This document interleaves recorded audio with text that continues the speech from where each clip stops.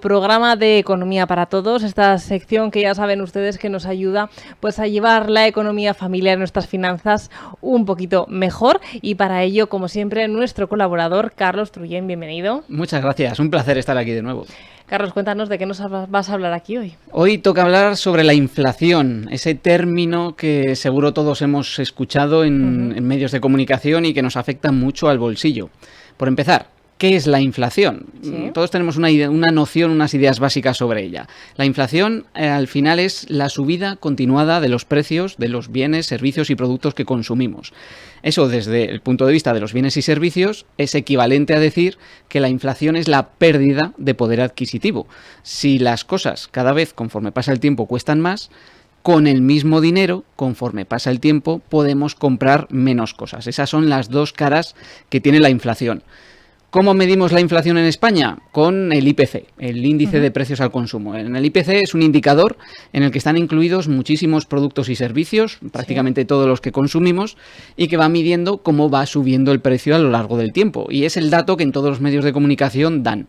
Es muy importante saber que este IPC, el dato que se da en los medios de comunicación y la forma de calcularlo, hace referencia al incremento de los precios interanual, es decir, con respecto a hace un año, con respecto a hace 365 días.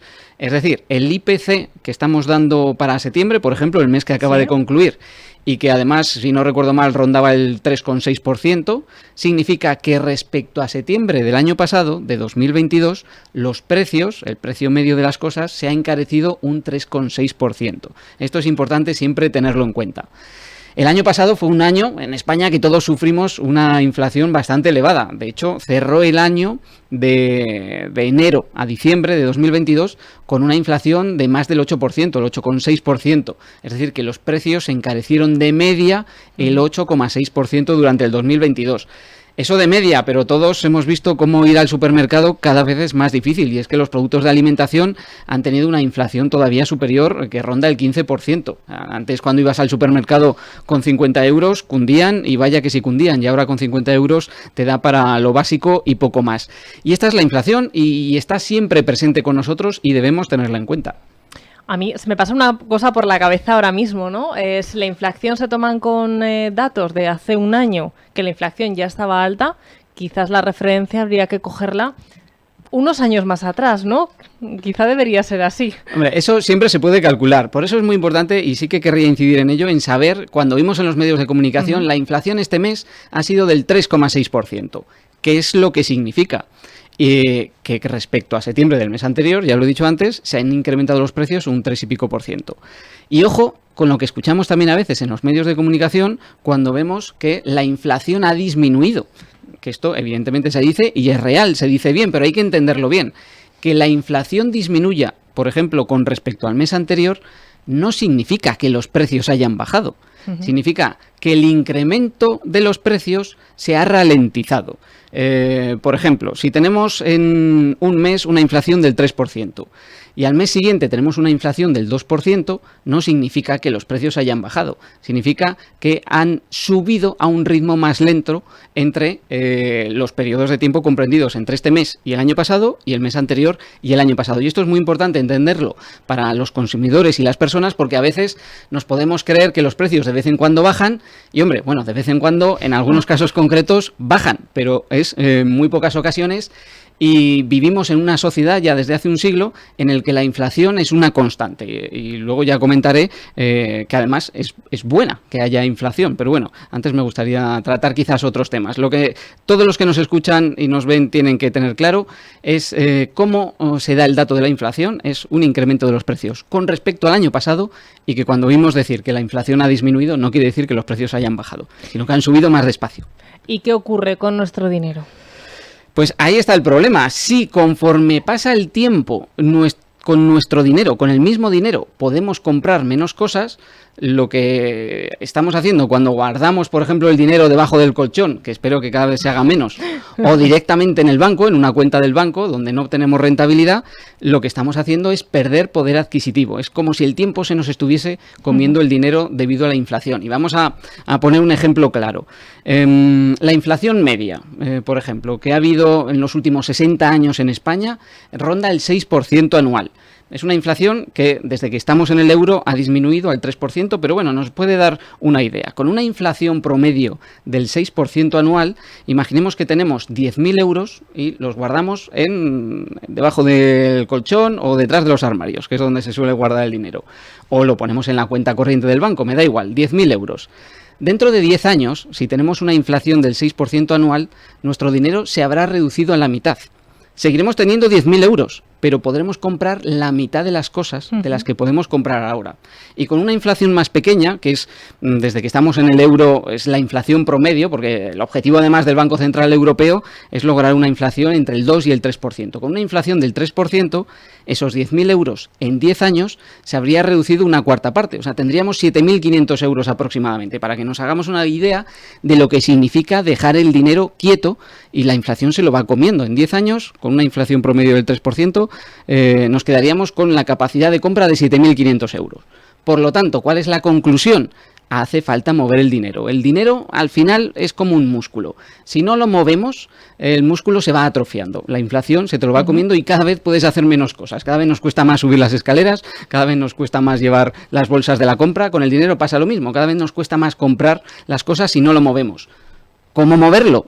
A través de la inversión. Se puede invertir en muchos sitios, en renta variable, en renta fija, en inmuebles, en materias primas, con el objetivo de obtener rentabilidades que superen a la inflación. Si nosotros con nuestro dinero, con parte de él, porque aquí es muy importante tener una buena planificación a corto, a medio y a largo plazo, si parte de nuestro patrimonio, de nuestro dinero, lo invertimos, lo que estamos consiguiendo son rentabilidades normalmente superiores a la inflación y por lo tanto no solamente estamos evitando que se nos lo coma el tiempo, el dinero, sino que estamos consiguiendo ganar dinero. Por lo tanto, para vencer a la inflación lo que hace falta es invertir el dinero. Y para la gente que le da miedo mover ese dinero, ¿no? A la persona que prefiere tenerlo, por decir algo, en una cuenta de ahorro y que mi dinero no me lo toquen, ¿qué le podemos decir para que sea consciente de esto y que lo mueva de la forma más adecuada en torno a sus posibilidades? Claro, hay que explicar muchísimo lo que significa el riesgo a la hora de invertir, porque es verdad que en el momento en que coges tu dinero de debajo del colchón o de la cuenta del banco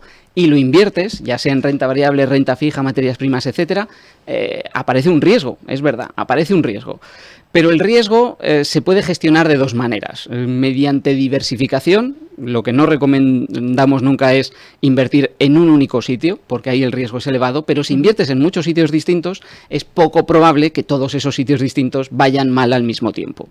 Y además, el otro factor con el que se puede gestionar ese riesgo es con el tiempo. Dándole tiempo a las inversiones, lo normal, y la estadística sí lo demuestra, es que no pierdas dinero, sino que ganes dinero. Y se puede gestionar de esa forma. Desde luego, dejarlo en el colchón o en la cuenta del banco es seguro, bueno, si no te le roban la casa o no quiebra el banco, que nunca hay riesgo cero, ni siquiera dejando el dinero quieto, el riesgo cero no existe.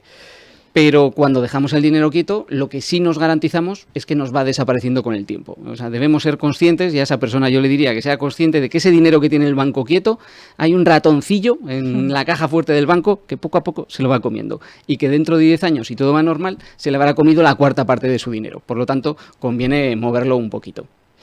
¿Qué datos curiosos podemos conocer sobre la inflación? La inflación nos ha dado a lo largo de la historia, la verdad, muchos datos curiosos. Tenemos, ahora mismo, hoy en día, no solo a lo largo de la historia, sino ahora mismo en Argentina, por ejemplo, es un país amigo de España, con el que tenemos muchos lazos y seguro que tenemos muchos conocidos argentinos, está viviendo una inflación de más del 100% anual. Esto quiere decir que en Argentina el precio de las cosas se duplica cada año. Al año que viene el precio de las cosas va a ser el doble. Y hubo momentos peores en Argentina. A finales de la década de los 80, a comienzos de la década de los 90, vivieron momentos de inflación muy elevada. Y a mí me contaba precisamente un amigo argentino cómo era ir a comprar el pan en esa situación. Había fila, evidentemente, para comprar el pan.